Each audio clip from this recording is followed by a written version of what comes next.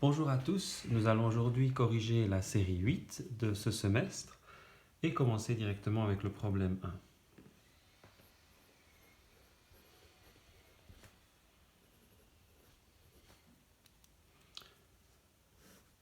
Alors, ce problème 1 peut sembler simple parce qu'il finalement c'est juste un circuit avec un condensateur et puis ici on a une bobine, donc là c'est vraiment la série des bobines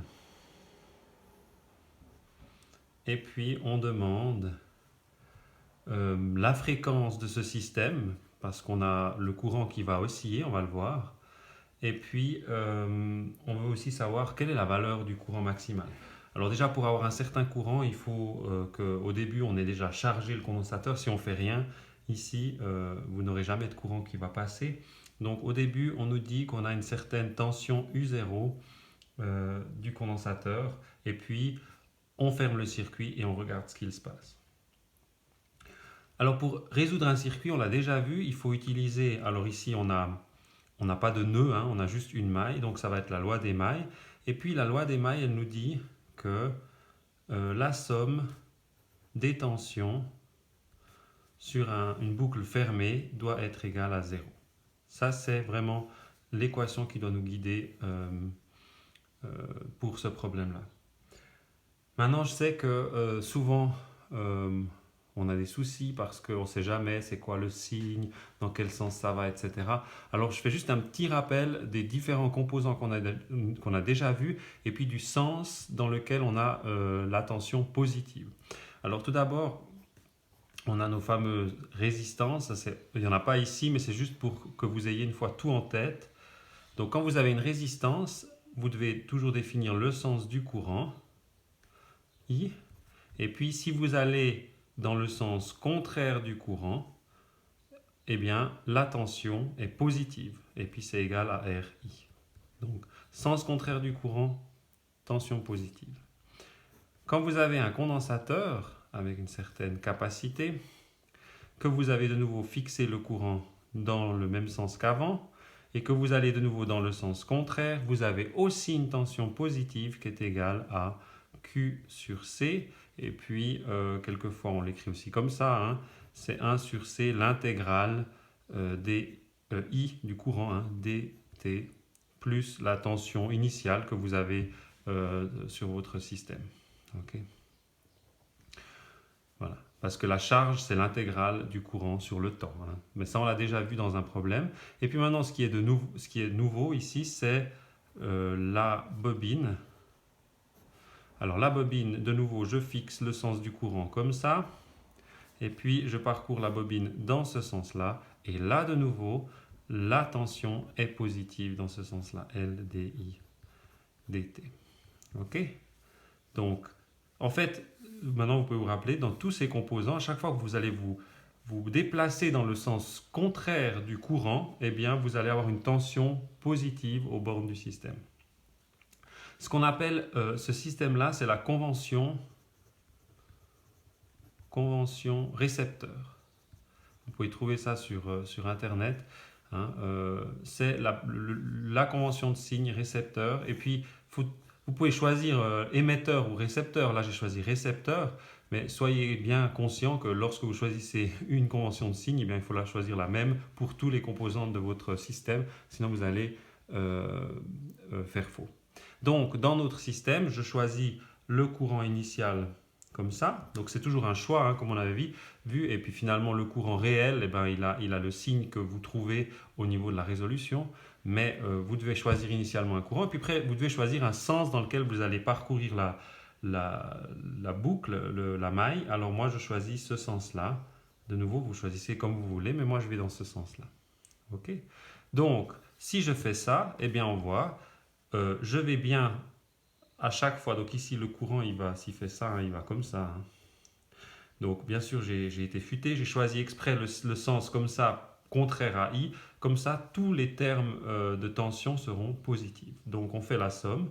Donc, première chose, c'est je pars d'ici, par exemple. Donc, je passe là le condensateur. Donc, ça me fait Q sur C. Et puis, de nouveau ici, positif L di dt. Alors on a l'équation simple Q sur C plus L di dt qui est égal à 0. Voilà. Alors, ça c'était l'équation qu'on voulait trouver, et puis j'ai vraiment fait cet effort-là pour que vous compreniez les signes que j'ai là, et puis que ce n'est pas aléatoire, qu'on ne fait pas n'importe quoi. Maintenant, ça c'est une équation différentielle, mais pas très sympa pour le moment parce qu'on a deux fonctions différentes. On a la fonction courant et la fonction charge. Charge en fonction du temps et courant en fonction du temps. Donc ce n'est pas la même fonction, l'une est la dérivée de l'autre. Pour qu'on comprenne cette équation différentielle, il faut qu'on s'occupe de la même fonction et qu'on écrive soit la fonction de charge en fonction du temps ou la fonction courant en fonction du temps.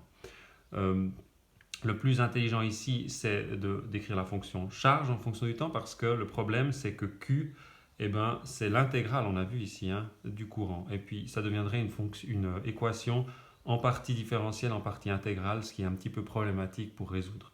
Donc, je préfère m'occuper du courant et puis l'enlever pour le remplacer avec la charge. Et puis, comment on fait ça? On a vu, la charge, c'est l'intégrale du courant. Et bien, de même, le courant, c'est la dérivée de la charge. Donc, vous savez que I de t, c'est rien d'autre que dq dt, ou q point. Ça, c'est quelque chose dont vous pouvez vous rappeler à chaque fois. En gros, si q était la position, comme vous avez vu au premier semestre, eh bien I serait la vitesse. Donc la dérivée temporelle de la charge.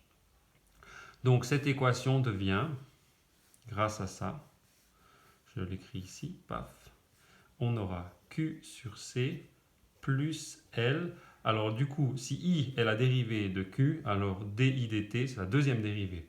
Donc c'est Q point, ou d carré Q dt carré. Mais c'est plus joli à écrire comme ça, égal à 0. Voilà.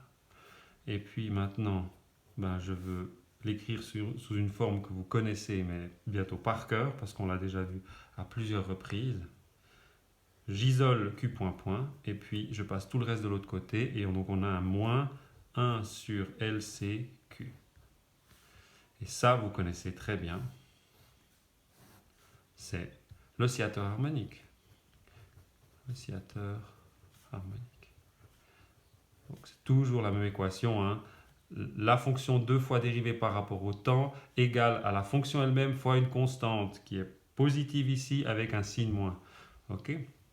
Alors déjà là, la première question qui est calcul la fréquence du système, je pense que maintenant vous avez déjà vu ça, on sait que oméga, ça va être la racine carrée de ce terme-là.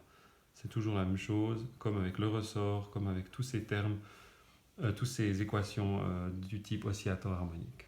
Ok, alors on va dire que la première partie de la question est déjà résolue, mais pour pouvoir trouver la valeur maximale du courant, il faut quand même maintenant que j'écrive la fonction Q en fonction du temps, puis que je trouve ensuite le courant en fonction du temps. Donc on va quand même résoudre proprement. Alors, les solutions de ce problème-là, c'est bien sûr les sinus et les cosinus. Alors bien sûr, on pourrait écrire comme ansatz Q de t est égal à une certaine constante A fois le sinus oméga t plus une autre constante fois le cosinus oméga t. Ça, c'est une solution générale. En général, on a vu au premier semestre aussi que cette version, on peut l'écrire d'une autre manière qui est peut-être un peu plus intuitive à comprendre. Q de t avec une certaine amplitude, qu'on peut appeler Q0. On peut choisir le sinus ou le cosinus. Ici, je choisis le sinus. Sinus oméga t plus une certaine phase, un certain déphasage. On peut montrer, on avait vu ça au premier semestre, qu'on peut toujours écrire une somme de sinus et de cosinus avec deux amplitudes différentes sous forme d'un seul sinus ou d'un seul cosinus avec la même fréquence, mais un déphasage et puis une certaine amplitude. Mais ça, on comprend un petit peu mieux ou plus facilement. Ok. Alors, ça, c'est la solution générale, mais je ne connais pas Q0 et je ne connais pas phi. Une chose qu'on peut calculer à partir de ça, pour ensuite trouver tous ces termes-là, c'est le courant. Le courant, I de t, on se rappelle ici que c'est la dérivée de ça. Donc c'est Q point. Alors la dérivée de ce truc-là, je pense que ça vous maîtrisez maintenant, c'est Q0, dérivée interne, c'est oméga. Le sinus devient un cosinus plus phi. Ok. Puis maintenant, il faut faire quelques réflexions sur le système. Alors, tout d'abord, au moment où je branche le système, initialement, eh bien, le courant I0, il est nul. Et puis tout d'un coup, il va augmenter. Hein. Okay. Donc I de 0 est égal à 0. Donc, on trouve que le cosinus de t égale à 0, donc ça va être un cosinus de phi, ça veut dire que le cosinus de phi doit être égal à 0. Alors j'ai deux choix, soit je fais phi égale à 90, enfin pi sur 2, ou moins pi sur 2. Okay. Le truc c'est que si je le mets ici dedans après, ce phi là, pour le t égale à 0, j'aurai un sinus de plus pi sur 2 ou moins pi sur 2. Si je prends moins pi sur 2, j'aurai une charge initiale négative. Et puis si je prends un plus pi sur 2, j'aurai une charge initiale positive. Je propose de prendre le pi sur 2, comme ça on a une charge initiale positive, ça fait un petit peu plus de sens. Mais disons, les deux sont liés. Hein. Le phi que je choisis impose le signe de la charge initiale. Donc je choisis ici phi égale à pi sur 2. Okay. Et puis du coup, j'ai Q0, donc Q de t égale 0, c'est simplement Q0. C'est la charge initiale. Okay. Et puis, ce Q0, il est donné, hein, parce qu'on sait qu'on a une certaine tension initiale, donc on a donné la capacité, elle est donnée, hein, et puis la tension initiale est donnée, donc on a le Q0 qui est égal à U0 fois C. Hein. U est égal à Q sur C, donc Q est égal à U fois C. Ok. Voilà. Donc, on a notre phi, on a notre Q0 qui est donné. Donc, on peut calculer facilement la deuxième partie de la question. Donc, ça, c'était la partie A. Hein. Le oméga, finalement, c'était la fréquence du système A. Bien sûr, si on veut la fréquence, non pas angulaire, mais F, hein, c'est, on se rappelle, oméga sur 2 pi. Donc ça, si vous calculez numériquement avec les données du problème, donc L et C étant données, ça nous donne 22,5 Hz. Et puis maintenant, ça c'était la partie A, ici, voilà. Et puis la partie B, c'est la question, qu'est-ce que c'est I max? Alors, quand est-ce que I est maximal? Ben, I est maximal quand le cosinus vaut 1. On est d'accord? Puisque le cosinus, il peut valoir au maximum 1 ou moins 1 si on se moque du signe, mais il ne peut pas être plus grand. Donc la valeur maximale du courant va être ce qui multiplie le cosinus. Donc ça va être simplement Q0 fois oméga, sauf que Q0 est connu, c'est U0C. Donc ça fait U0 fois C fois oméga, mais oméga est connu aussi, racine de 1 sur LC. Et puis on peut un peu simplifier, comme ça c'est plus joli. Le C, je peux le mettre à l'intérieur, ça devient C carré divisé par C, ça fait C. Donc on a U0 fois la racine de C sur L. Et la valeur numérique, c'est 19,8 ampères. Avec ça, on a terminé le problème. Donc on voit que dès le moment où on branche un condensateur avec une bobine, eh bien on aura un courant qui sera oscillant, hein, alternatif si vous voulez, parce que l'équation différentielle, c'est l'équation de l'oscillateur harmonique dont on peut calculer la fréquence et on peut calculer la valeur maximale du courant également. Voilà pour le problème 1.